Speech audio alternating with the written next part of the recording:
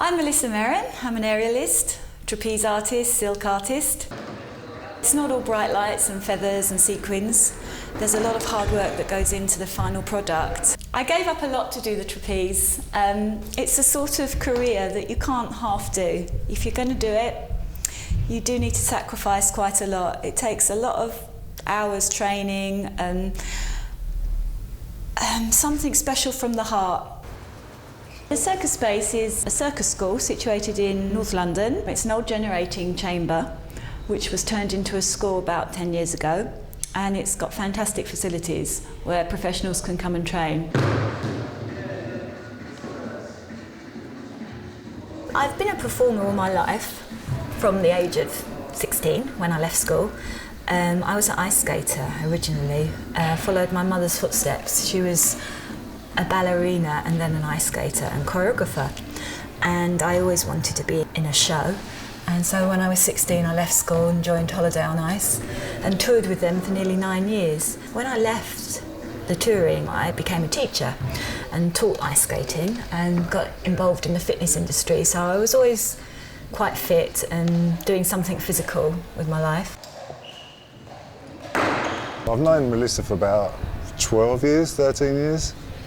One of our friends, Lucy, was a lawyer before she started training as a trapeze artist. Sandy was a driving instructor. I was a kind of actor with a philosophy degree. Melissa was an ice skater. Keith used to run the market stalls. I went to see a circus and I saw a girl on the trapeze and I just thought, oh, I wouldn't mind having a go at that. Only that, didn't think that I would pursue it as a career by any means at that time. I looked into how I could learn and just started to go for fun and really enjoyed it. And I think because of my discipline, being a performer from a very young age, I found learning the trapeze reasonably easy. When I first started doing the trapeze, I didn't plan that I would be making a living at it. But there is actually a good living to be made as an aerialist. For swinging trapeze, it's possibly a bit more difficult. Swinging's very focused, very straight. It can be artistic, but it's more about tricks and being focused and technique. Pauline started teaching me about 9 years ago. I started off doing just the static trapeze, and I remember watching some girls doing the swinging, and I just really wanted to learn it, and Pauline was the only teacher here at that time doing it, and I started having classes with her. Slowly, just once a week, then twice a week, then 3 times a week, and basically got hooked on it. And she's been teaching me ever since. We've just got a good rapport and we work well together. Well, I suppose the Circus Space, which is the kind of centre of the London circus scene, the aerial side of it actually was built up on the Palissy name, renowned trapeze maestro Pauline Palissy. She did everything. She ran off with the circus in the classic tradition. Her husband was one of the stuntmen on trapeze as well. Yeah, Burt Lancaster trapeze. Shoulders. Really a living link to the old days. When circus was real, flying was a religion. Forward back, pull.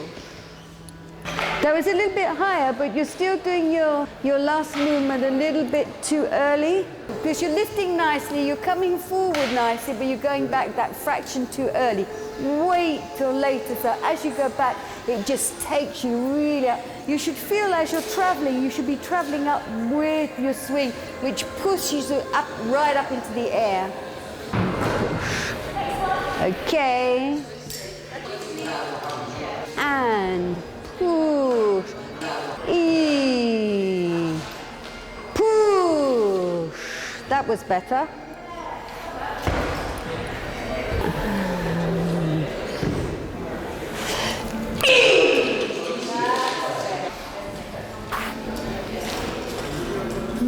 Yep, that was a nice one. It was really in there. It didn't move at all. It was just really in place. That was lovely.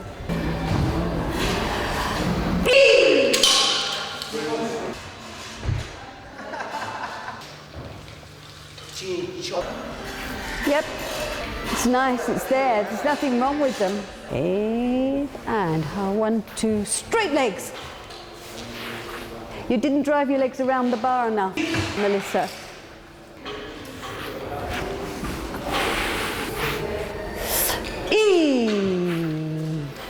Yeah, it's still, you still drop with your bum. You don't really take that high circle around. 1, 2, drive. That was better. That was better. That was better.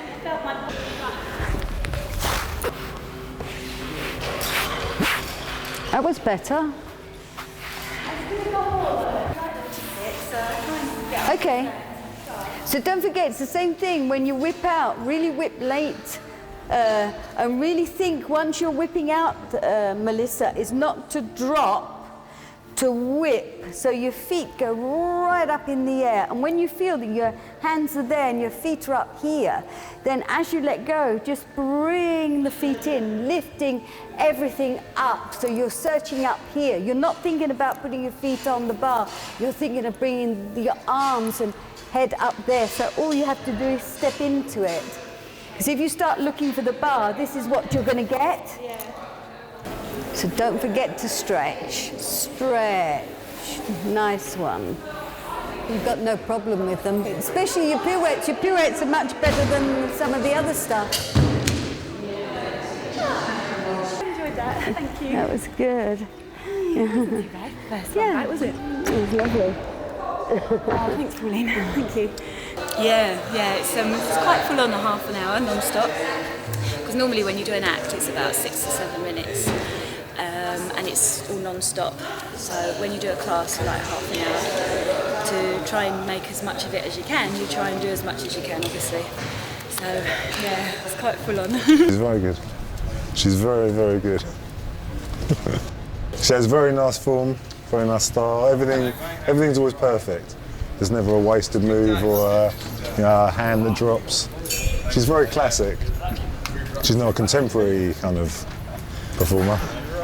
My husband and I became a little bit too old to carry on, and what we did was we decided before our act started to go downhill that we'd stop while we were at our height of our glory, and from there we decided to just give other people profit from our knowledge of flying. And mind you, years ago it was much harder than it is today, so we never had caravans like we have today, and we used to, being we were only a troupe, we always had to go and get digs and things like that. We had lots of things to do in the circus, not only doing the trapezes, presenting other acts, and then sometimes we used to have to put up and pull down the big top, and stacks of things. Melissa was saying that she wanted to do some swinging, and then she decided to have classes. I always enjoy swinging. It's my favourite thing. It's the hardest, but it's my most favourite. She's very good. What's good about Melissa is she has already a discipline in her work. So she knows when I'm asking her to do something, she does it. It's not sort of, oh, I don't want to, I don't feel good. It's there. It's really lovely to work with somebody like that. All of the aerial skills that I do are all connected. Some are more painful than others. The web spinning act involves another person spinning me down the bottom. I'm at the top in a hand loop or a foot loop, and my partner would be down the bottom giving me a spin, and we're kind of working together. He has to feel what I do, and I have to feel what he does. It's actually very exciting to watch. It's quite an old-fashioned thing. It's quite a circus thing, a web. But it's great, and it really works well in the nightclub, actually, that. So that's a good one. But it's a lot harder than people think, actually, because you can get very sick when you're learning it. And I remember when I was learning it, I used to have to lay down for about 2 hours afterwards to get my balance again. But now I'm used to it, so it's all right.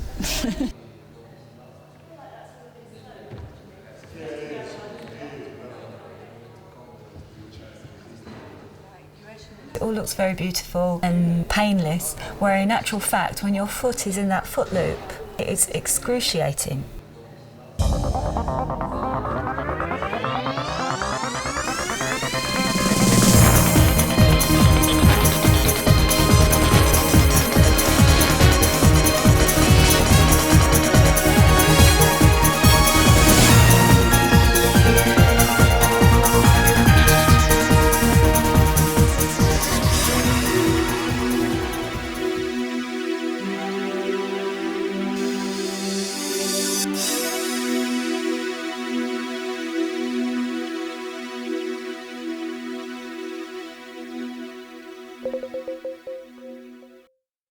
I've been lucky enough to get involved on the corporate scene where there is quite a lot of work, but mainly I perform aerial silks, which are two pieces of fabric that you create beautiful moves on and which you need quite a lot of strength, and it's all connected to the trapeze.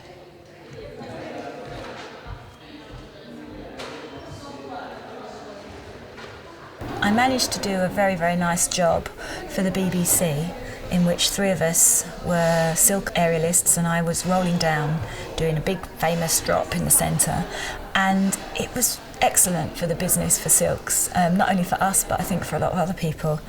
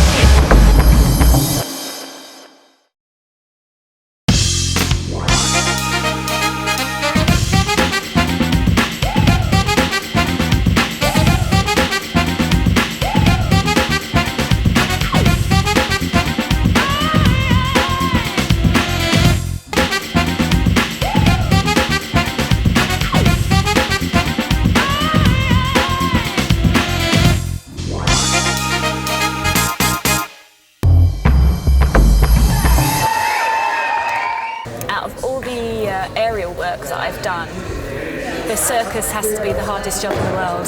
Out of any job I've done, actually, even when I was on tour as an ice skater. The circus is another world.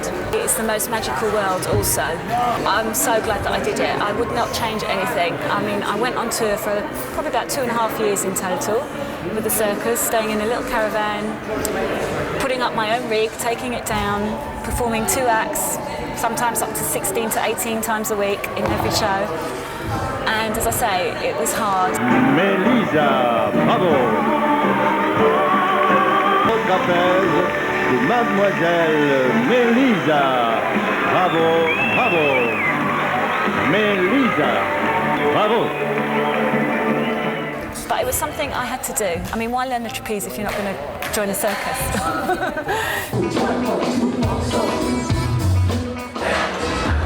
When I was asked to work in the nightclub Cirque, obviously it was going to be a completely different feeling to working in a circus or a theatre. It's very different. I have people underneath me, I have moving lights all around. It's pretty crazy, but at the same time it's a great buzz. It really is. It's a really good feeling. And the building is amazing. It's actually an old circus building. It's got a very beautiful feel, and it's a pleasure to perform there actually, even though it's a nightclub. It's not the same as if when you're working in a circus and people are actually paying to come and see you perform your act. But I feel that they enjoy it, and it definitely gives the nightclub a boost. The people watch, but they do have a very short attention span, because at the end of the day, they're paying to go to a nightclub. They're not actually paying to come and see circus performers. And when they see us, it's just more of a surprise for them. I set up how I would like it.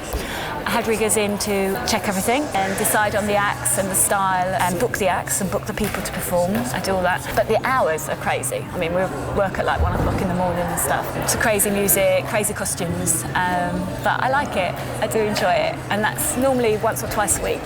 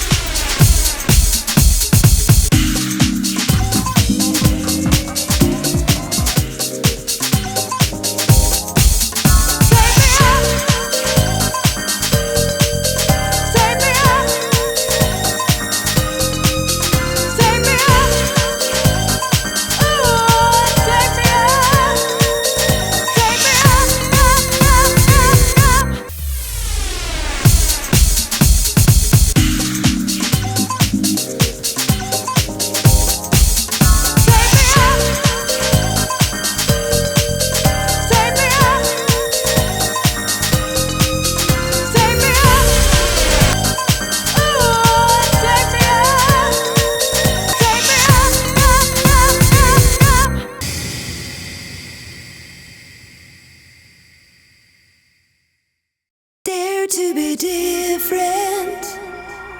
Dare to be wonderful. Dare to be happy. Dare to be colorful. Dare to be honest.